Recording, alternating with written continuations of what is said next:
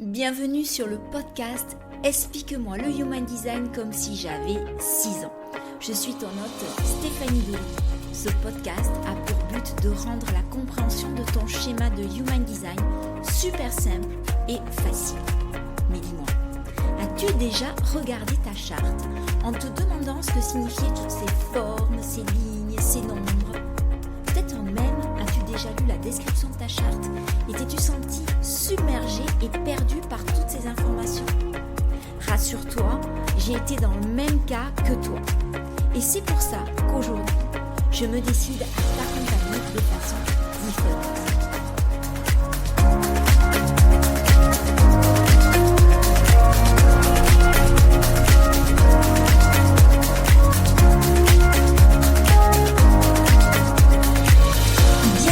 Ce nouvel épisode où nous allons aborder le centre-tête en Human Design. Mais avant de commencer, je me suis rendu compte que le jour où cet épisode va sortir correspond au 14 février, ce fameux jour de la Saint-Valentin, fête des amoureux. Et donc forcément, ça m'inspire pour ouvrir une parenthèse.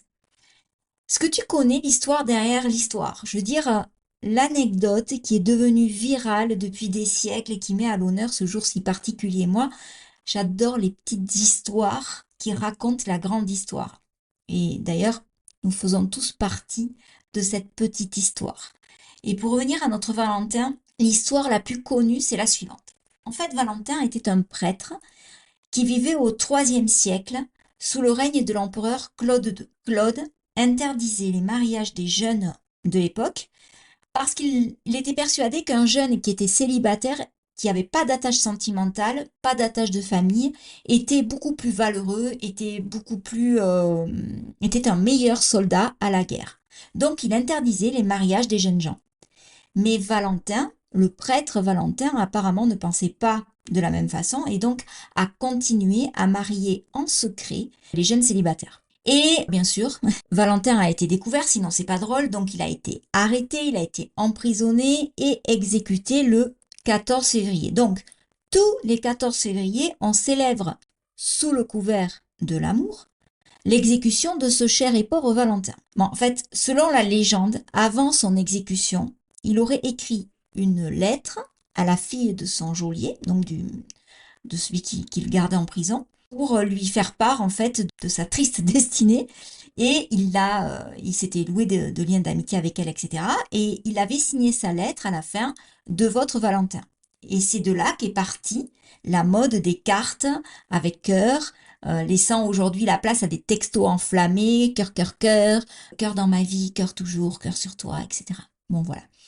Donc, Human Design, pour faire le retour au Human Design, il est vraiment hyper intéressant de comprendre déjà comment on fonctionne nous par rapport à notre propre charte et comment fonctionne notre conjoint ou les gens de notre entourage plus généralement.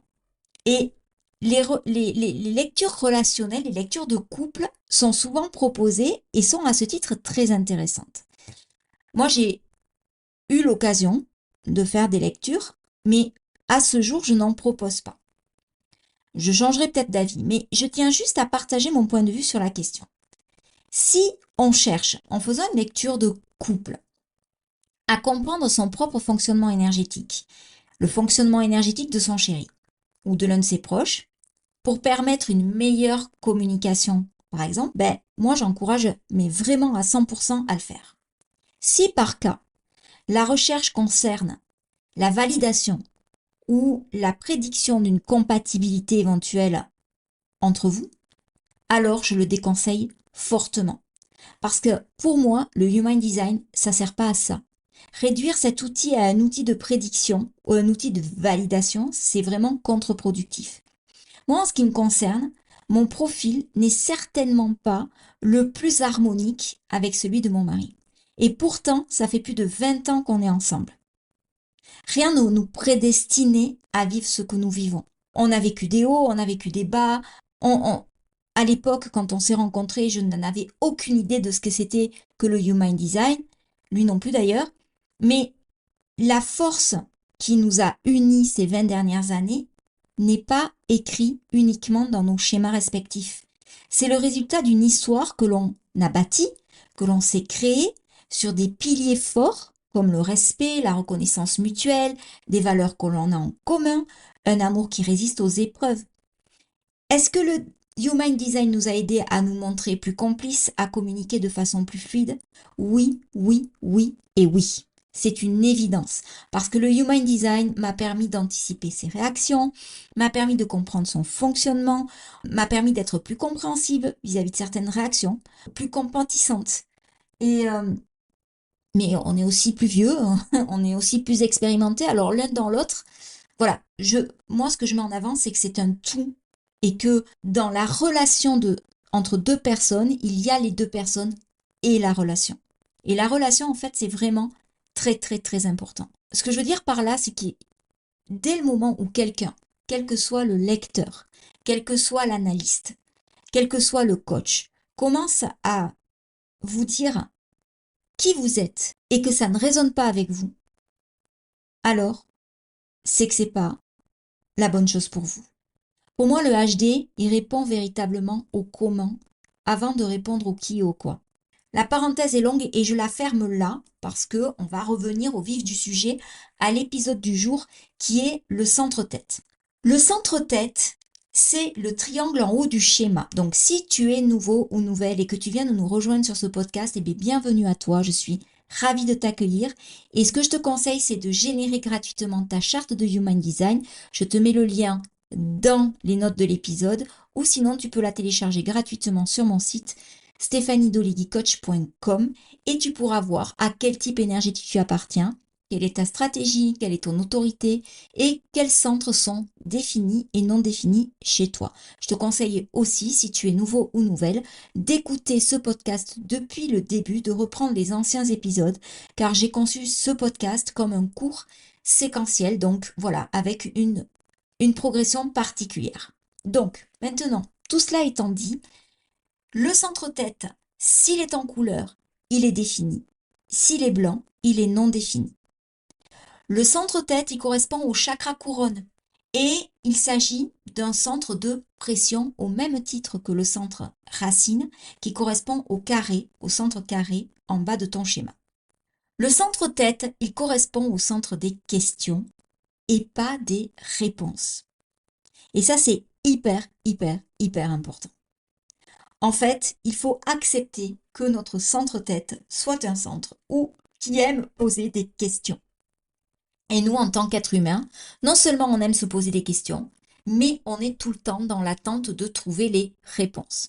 Et ça, c'est pas forcément obligé que ce soit le centre-tête qui nous trouve les réponses. D'ailleurs, la plupart du temps, c'est pas le centre-tête qui trouve les réponses. Environ 70% de la population a un centre-tête non défini, ce qui n'est pas mon cas. Moi, j'ai un centre-tête défini.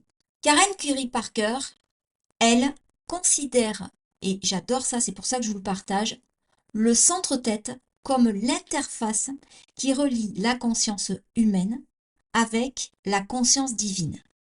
C'est ce qui relie notre petit humain au champ des potentialités, au champ quantique.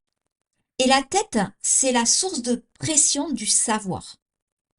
Et quand elle est non définie, on sait que les centres non définis sont des centres d'ouverture, sont des centres de sagesse.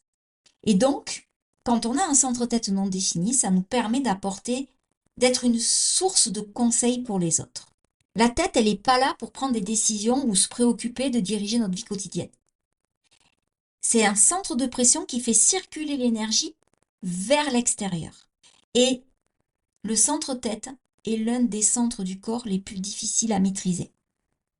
Parce que dès notre plus jeune âge, on nous apprend à penser, ce qui finit par nous déconnecter finalement de la connaissance intérieure de notre corps et ça nous plonge immédiatement dans une certaine forme de logique, de créativité, de pensée, d'esprit.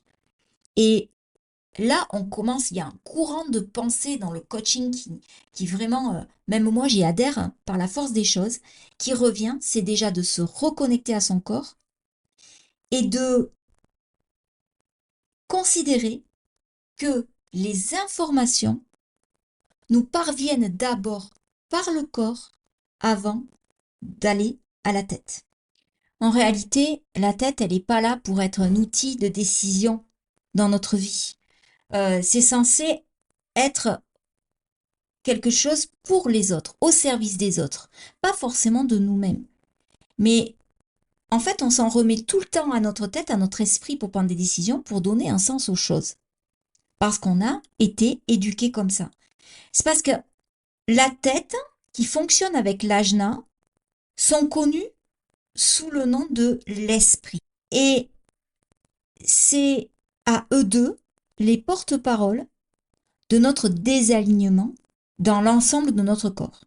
Si on est dans notre esprit et uniquement dans notre esprit, ça veut dire qu'on s'est coupé des autres centres. Et que si on se coupe des autres centres, ça veut dire que par définition, on n'est pas franchement aligné. Donc on est dans le non-soi. On a des doutes. Et quand on apprend à connaître le non-soi de la tête, ça nous permet de lâcher ce qui ne nous appartient pas. En termes simples, la tête, le centre-tête, elle veut nous imposer, nous dire ce que nous devons faire. Elle aime nous dire ce qu'on doit, ce qu'on doit dire, ce qu'on doit faire. Elle a envie de prendre des décisions, alors qu'elle n'est pas là pour ça. Elle est là pour offrir sa sagesse aux autres. Et quand on reconnaît le monologue du non-soi à l'intérieur de nous, ben ça nous permet justement de nous réajuster, de nous réaligner. Maurice, le petit bonhomme là, à l'intérieur de notre tête, moi c'est comme ça que j'aime l'appeler, vous pouvez l'appeler Tati Jacqueline aussi, hein, c'est le style de personnage que l'on se crée dans notre esprit et qui sait toujours quoi faire, qui sait toujours quoi dire, qui sait toujours, tu devrais faire ci, tu devrais faire ça, et moi si j'étais à ta place, gna gna gna. Et en fait, tout ça, ce n'est que le monologue intérieur de notre conditionnement. On est poussé à être conditionné à réfléchir et donc on a assimilé toute notre réflexion avec la prise de décision. Or, si tu as écouté, que tu connais ton autorité intérieure et que tu as écouté les épisodes précédents, tu sais pertinemment que le centre-tête n'est pas un centre de décision. Moi, par exemple, j'ai mon centre de décision, mon autorité intérieure, c'est le centre splénique. Dès le moment où je me reconnecte avec mon centre splénique, tout fait sens. Et les décisions que je prends ne sont pas forcément logiques au moment où je les prends, mais elles prennent leur sens quand j'expérimente ma décision. Et ça fait vraiment, vraiment la grosse différence.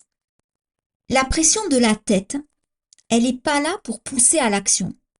Elle est là pour nous pousser à l'activité mentale. Donc la tête, en termes simples, c'est poser des questions et c'est attendre les réponses. Mais attention, attendre les réponses, on ne sait pas quand elles vont arriver. C'est faire confiance au ce qu'on appelle le timing divin. Dans le corps, le centre de la tête, il est associé à la glande pinéale. Et la glande pinéale, elle permet de réguler le flux d'informations entre les zones grises du cerveau et le néocortex. La tête, c'est une incroyable source d'émerveillement. Et lorsqu'elle est en bonne santé, c'est une incroyable source de créativité. Un enfant qui a le centre-tête non défini va tout le temps poser des questions.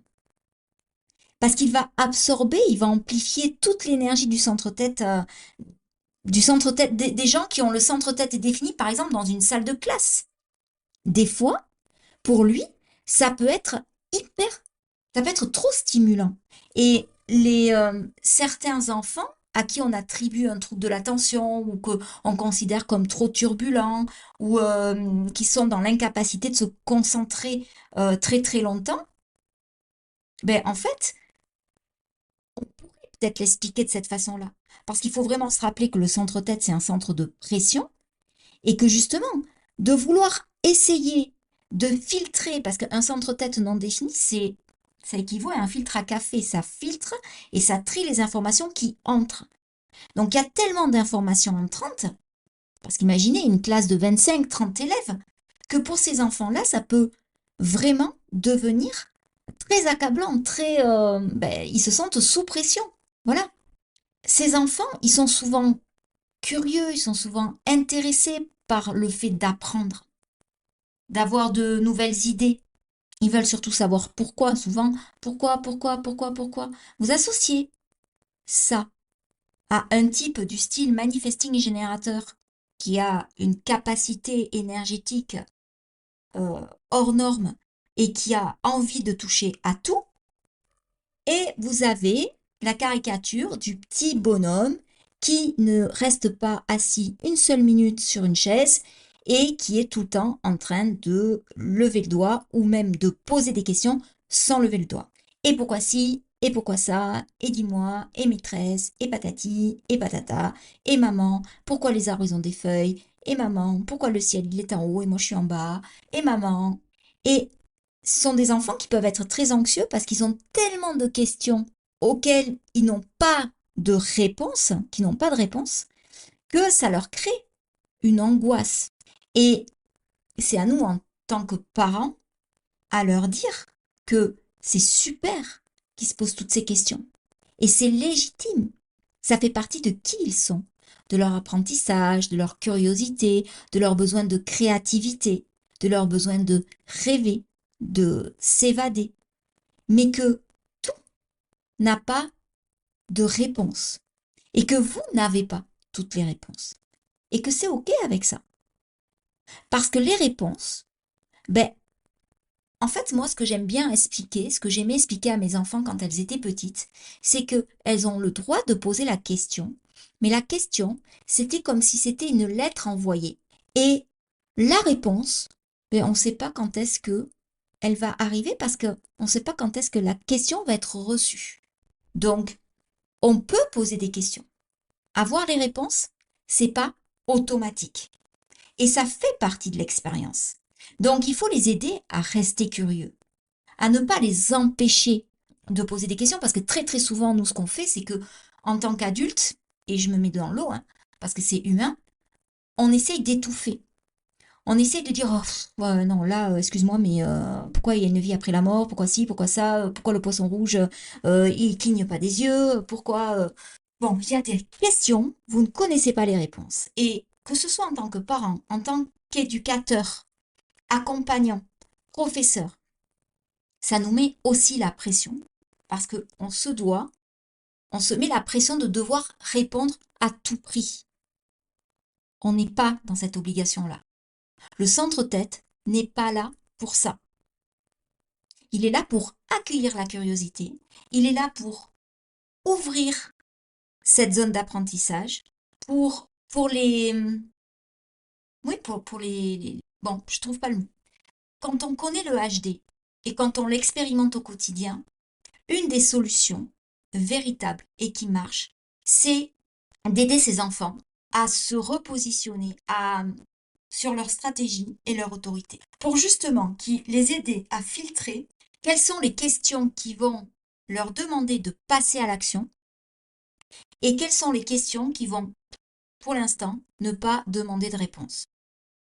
Qu'on peut juste regarder comme des nuages qui passent dans le ciel, sans s'y attacher, sans porter trop d'importance à ces pensées qui, pour l'instant, sont des chouettes pensées, mais sur lesquelles on n'a pas de moyen d'agir. Et je tiens vraiment à préciser que avoir le centre-tête non défini n'est pas mieux que avoir le centre-tête défini. Et vice-versa. Il n'y a pas de bien ou de mal, il n'y a pas de mieux ou de pire. Il y a juste des configurations différentes. Et ces configurations différentes amènent une observation particulière et peut amener des indications ultra pertinentes sur la façon dont on fonctionne, sur la façon dont on assimile les informations et sur la façon dont on interagit avec le monde extérieur. Donc, si l'enfant a des difficultés d'apprentissage, bien évidemment que la solution ne va pas uniquement résider dans le «Ah ouais, mais c'est normal, hein, il est TDAH parce qu'il a le centre de tête ouvert». Non, absolument pas. Alors là, mais Mais non, mais non. Il y a plein d'enfants qui ont des troubles de l'attention et qui ont le centre-tête défini. Ce n'est pas une explication valable. On ne peut pas se servir du Human Design dans ce sens. Enfin, en tout cas, c'est mon avis. C'est trop réducteur.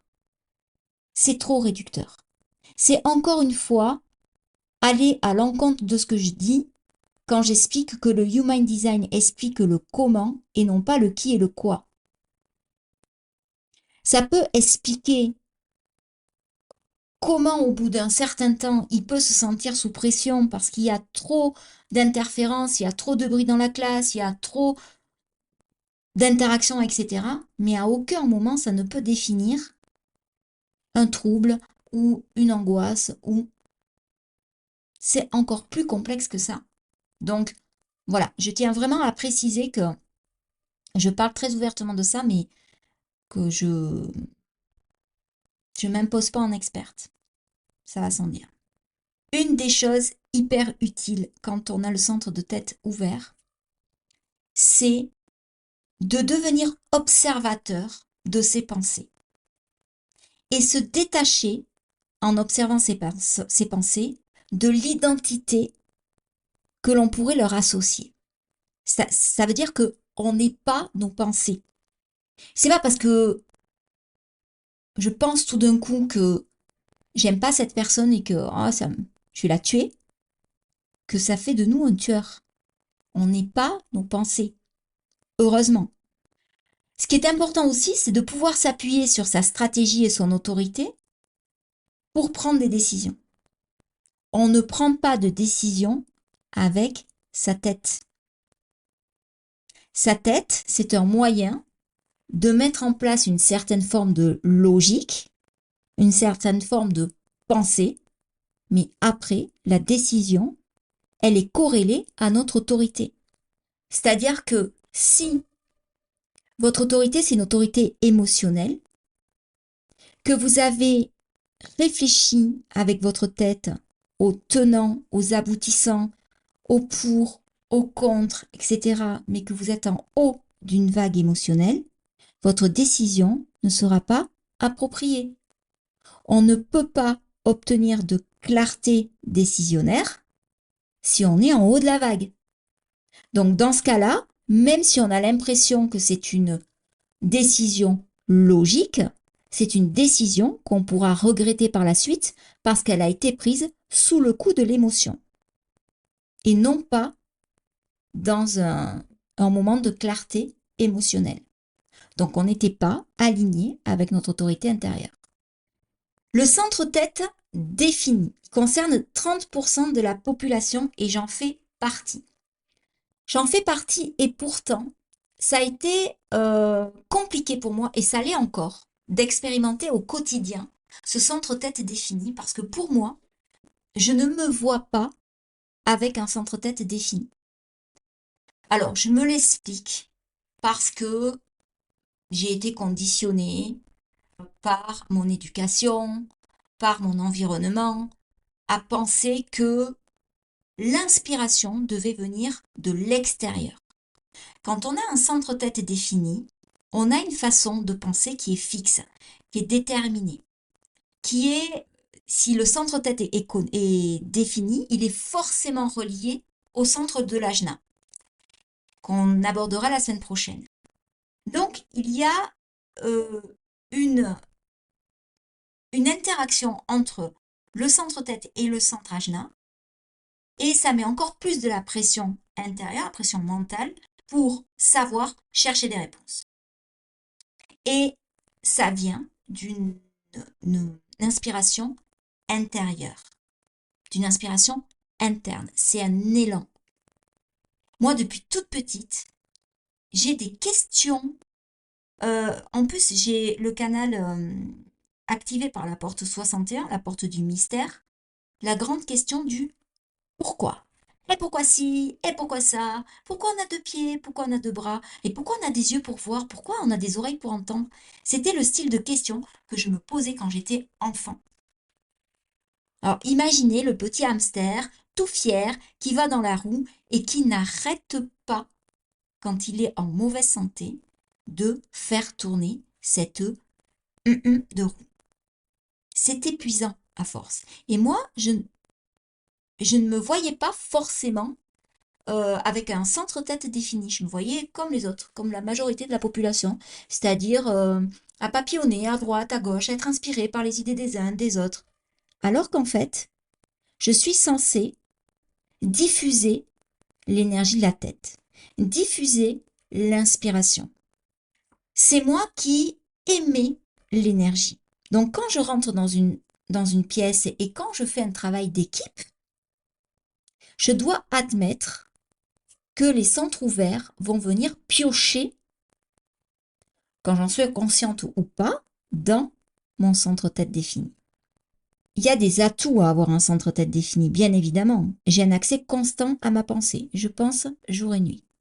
Récemment, j'ai trouvé la solution pour débrancher et pour méditer de façon correcte, c'est-à-dire que je m'allonge. Quand je m'allonge, mon centre-tête et mon centre ajna sont déconnectés. C'est un peu comme si j'étais en position sommeil.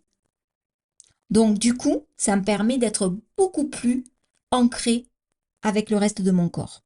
Mais sinon, j'ai l'impression d'être un puissant fond de connaissances, d'idées et de tout le temps vouloir en savoir plus. C'est ainsi que s'achève cet épisode. J'espère que j'ai été pédagogue et que vous avez réussi à retenir l'essence même de ce que je voulais vous faire passer.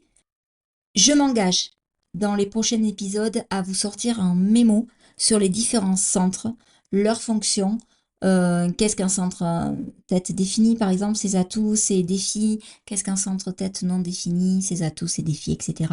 pour que vous puissiez vraiment avoir un document sur lequel vous appuyez et justement relâcher cette pression quand on écoute quelque chose comme ça, de devoir tout retenir.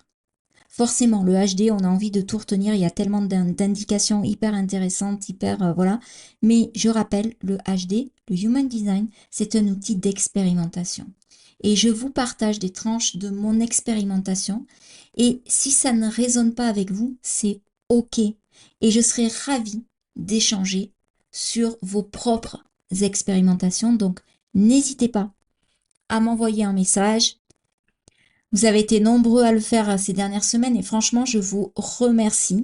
C'est vraiment la plus belle preuve d'encouragement sur ce que je fais, mon travail, etc. Donc, n'hésitez pas à me contacter, à m'envoyer vos retours d'expérience. Et moi, je vous donne rendez-vous la semaine prochaine pour un nouvel épisode qui portera cette fois-ci sur le centre de l'ajna. Bonne semaine à vous.